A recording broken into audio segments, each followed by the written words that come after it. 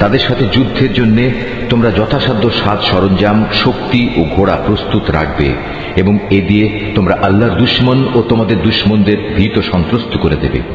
এছাড়াও কিছু লোক আছে যাদের পরিচয় তোমরা জানো না, শুধু আল্লাহ তাআলাই তাদের চেনেন। আল্লাহ তাআলার পথে তোমরা যা কিছুই ব্যয় করবে তার পুরোপুরি প্রতিদান তোমাদের পরকালে আদায় করে দেয়া হবে এবং তোমাদের উপর বিন্দু মাত্র জুলুম করা হবে না।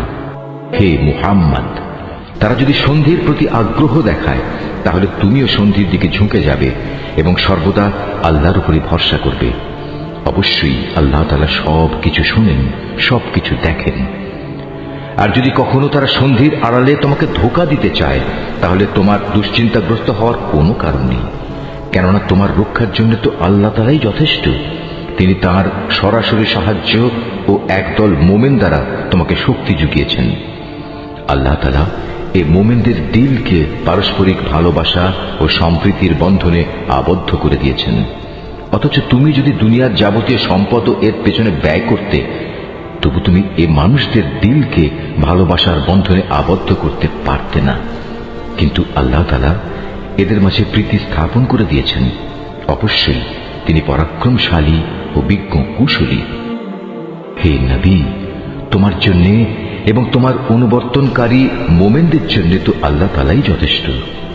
হে নবী, তুমি মোমেনদের যুদ্ধের জন্য উদ্বুদ্ধ করো। মনে রেখো, তোমাদের মধ্যে 20 জন লোকও যদি ধৈর্যশীল হতে পারে তাহলে তারা 200 লোকের উপর বিজয়ী হবে। আবার তোমাদের মাঝে এমন লোকের সংখ্যা যদি 100 হয় তাহলে তারা 1000 লোকের উপর জয়লাভ করবে। এর কারণ হচ্ছে তারা এমন জাতি যারা আল্লাহর শক্তি সম্পর্কে কিছুই বোঝে না। এই নিশ্চয়তা দ্বারা এখন আল্লাহ তাআলা তোমাদের উপর থেকে উদ্বেগ ও দুশ্চিন্তার বোঝা হালকা করে দিয়েছেন। যেহেতু তিনি একথা জানেন তোমাদের মধ্যে কিছু দুর্বলতা রয়েছে, অতঃপর তোমাদের মধ্যে যদি 100 ধৈর্যশীল মানুষ থাকে তাহলে তারা 200-র উপর বিজয়ী হবে। আবার যদি থাকে তোমাদের 1000 ধৈর্যশীল ব্যক্তি তাহলে তারা আল্লাহ তাআলার হুকুমে বিজয়ী হবে 2000 লোকের উপর। জেনে রেখো, আল্লাহ তাআলা ধৈর্যশীলদের সাথেই রয়েছেন। কোন নবীর পক্ষেই এটা শোভা পায় না যে তার কাছে বন্দীদের আটক রাখবে যতক্ষণ পর্যন্ত সে জমিনে রক্তপাত ঘটাবে এবং আল্লাহর শত্রুদের নিপাত না করে দেবে। আসলে তোমরা তো দুনিয়ার সামান্য স্বার্থটুকুই চাও, আর আল্লাহ তাআলা চান তোমাদের আখিরাতের কল্যাণ দান করতে। আল্লাহ তাআলাই হচ্ছেন পরাক্রমশালী ও প্রজ্ঞাময়।